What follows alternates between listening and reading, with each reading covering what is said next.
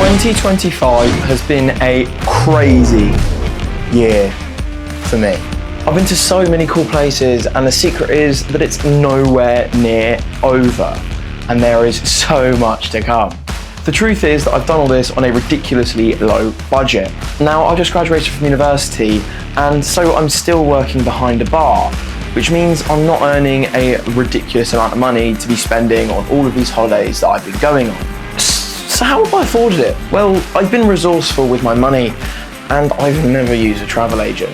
I've done everything myself or with my group of friends that I've been going away with. Now, before making any rash decisions, like I did in January when I ended up in Budapest the night after booking it, which I did in a nightclub. Mate.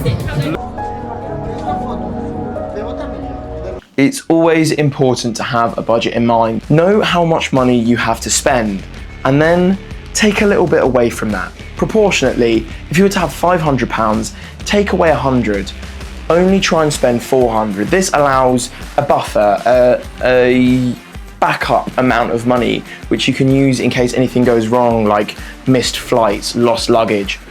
It also gives you a little bit extra money for when you get home, or if you have another trip in mind.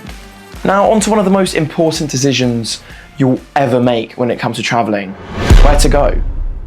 Now, there are three things that I've always considered when choosing where to go: flights, costs, and atmosphere. Starting with flights. Now, I like to use what I consider one of the greatest tools when traveling when I come to booking flights: Skyscanner. Skyscanner is essentially a website, or a tool if you like, which, similar to insurance comparison sites, takes a load of different routes to your destination and essentially filters through them for you, puts them all in one place so you can decide which flight you take based on flight time, flight length, destination airport, the airport you're coming from, and all importantly, the cost. So when I use it, I tend to take the days that I want to be away for and stick them into the website. I then click Explore Everywhere and search. Now, essentially what this will do is filter through all of the cheapest destinations that you can fly into from your chosen airport or city or country even. You can literally choose fly from the United Kingdom and put them all into one place so you can compare price and all the variables that I explained earlier. Now, at the top of the page, it will show you the cheapest available flights, which is how myself and my good friend Dan ended up in a small German city called Baden-Baden. We have made it to Baden-Baden. I'm quite pleasantly surprised by the foliage in the airport. Holy... No, I'm seeing stars. I need to have Black Forest cake in the Black Forest before we go home. Now, there's a few things to bear in mind when you're choosing to fly cheaply. First things first is the fact that you'll probably end up flying from a non-central airport like Gatwick or Heathrow. For example, Stansted, Luton, Southampton, the airports that aren't necessarily getting a lot of traffic. Now, what this can lead to is a very expensive cost of getting to the airport. It could also take a long time or be a struggle. And if you choose to drive to the airport, parking can get very, very, very expensive. So bear that in mind if you're flying from a smaller airport compared to Gatwick or Heathrow. Now, these flights also tend to be at the most inconvenient of times. You could end up flying at 6 AM, you could end up flying at 11 PM, which can cause problems and stress and tiredness, and you might not be able to find a hotel or transport, and you might end up sleeping on an airport floor, which I have definitely not done a multitude of times. This transfers me onto my next point: costs, which is obviously probably why you've clicked on this video, and is probably the most crucial thing that I've done a lot of research into when I've been booking flights and deciding where to go.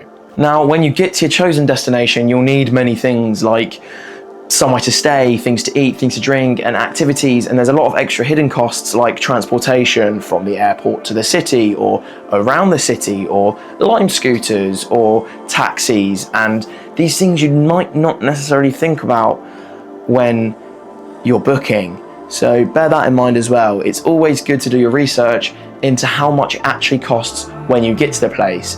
Otherwise, you'll end up like me and Dan did in Luxembourg and spending 30 quid on 3 pancakes for breakfast, which you didn't see, but it definitely happened. We didn't do our research and we ended up in a lot of mess with money. So you found a cheap hotel and can afford the transport flying into a place which is cheap to fly to. But you've got one problem. You have never heard of it, just like Baden-Baden. So it's time to hit Google or even ChatGPT, which can I say is a massive, massive help. And do a little bit of research into where you're going. Find out about the atmosphere, which is point number 3. Now, if you want a drinking heavy holiday, which I definitely don't ever do, your best bets are to go to more heard of places with vibrant nightlife, capital cities, bigger cities, and maybe even places which are notable for having £2.50 pints, like when I went to Prague. Now, by the time we'd woken up for our naps, it was too late to go out for a casual dinner. So dinner and drinks turned into just drinks.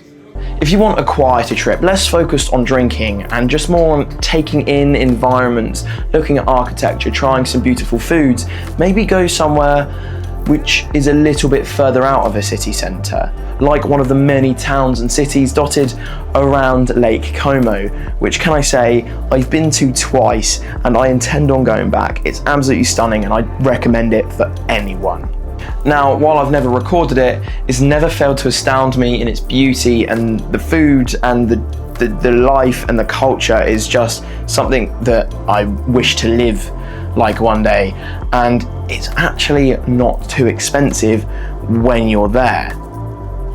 So you have found your perfect destination, somewhere with cheap flights, cheap hotel, somewhere which is comfortable, fits your budget and what you want to get out of this holiday.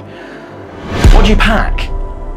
Well, first things first, once again, I'm going to tell you this a lot during this video, do your research. I've been to Como twice, once in February and once in August.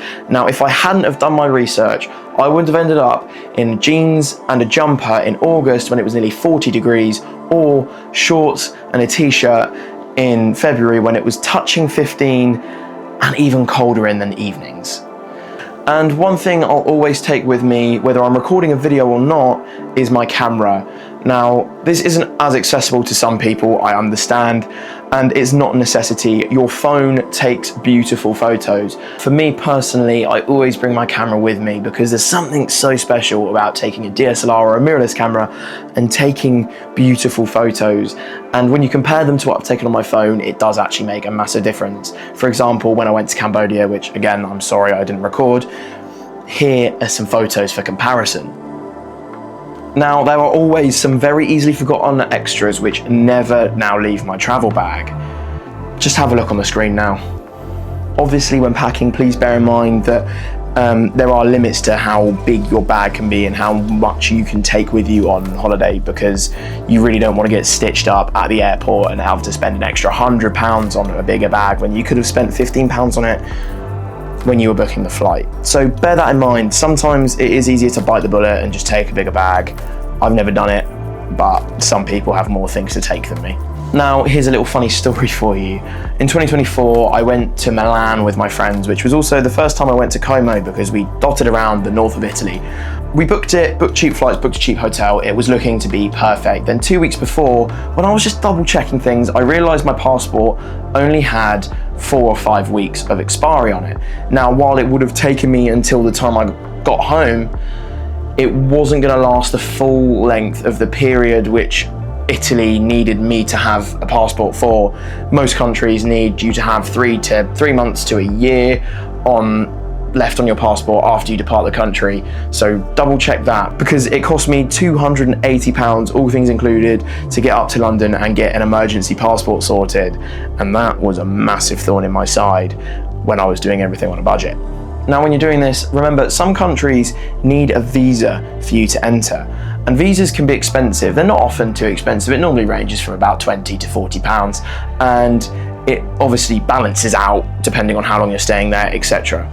It's very, very, very, very, very, very awkward, very scary, and very intimidating when you land in a country which no one can speak your language and you need to take out £20 for a visa, but all of the cash machines only accept a certain type of card or want you to take out a minimum of £100 worth, and you end up taking out £100 and only using 20 of it, and then having loads of cash left over and having to transfer it, and you end up losing a load of money. And it's definitely never happened to me before. I'm talking about you, Cambodia. So you're ready to fly, you've got everything packed, you're heading to the airport. You get there and you get quite hungry. So you go to what you assume to be the cheapest place to go for food, Wetherspoons. Now, when I went to Vienna, I spent nearly £20 on just scrambled eggs, toast, and a sausage. So maybe think. And you've made it. You're in Italy or Spain or fuck it, even Thailand. My biggest piece of advice to you: enjoy your holiday.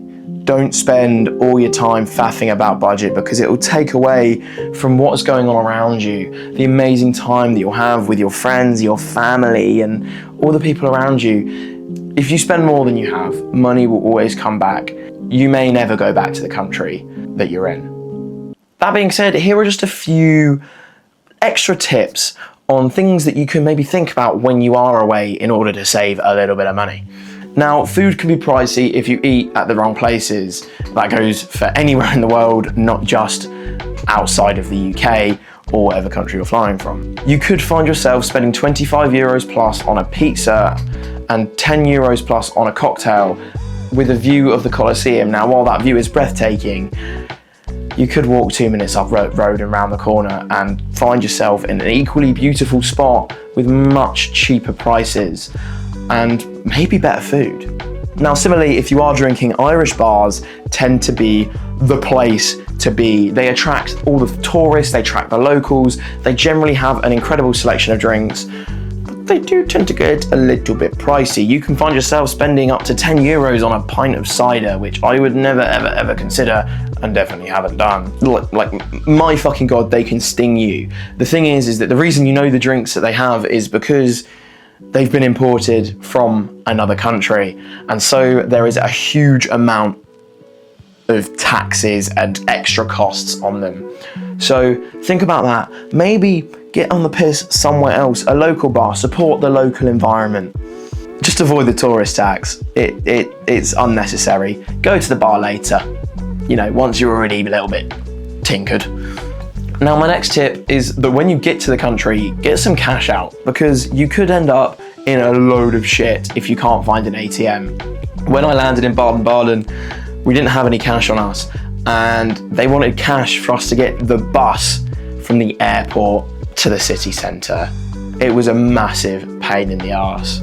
So make sure you always have a little bit of cash on you. Even if you're not going to spend it, you can spend it on your next travel destination, or you can just transfer it back. I know earlier I'm contradicting myself about what I said about when I got to Cambodia, but just think about it, all right? Here's a little side tip for you. If you do opt to do it at the ATM, a lot of the time, you just need to check the transfer rates, because it might cost you less to do it through your bank than it does to do it through the ATM, and vice versa.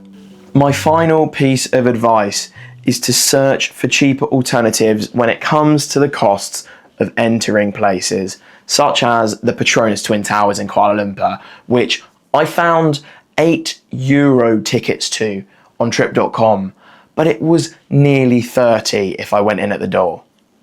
I hope I've helped you. Enjoy your travels, bud.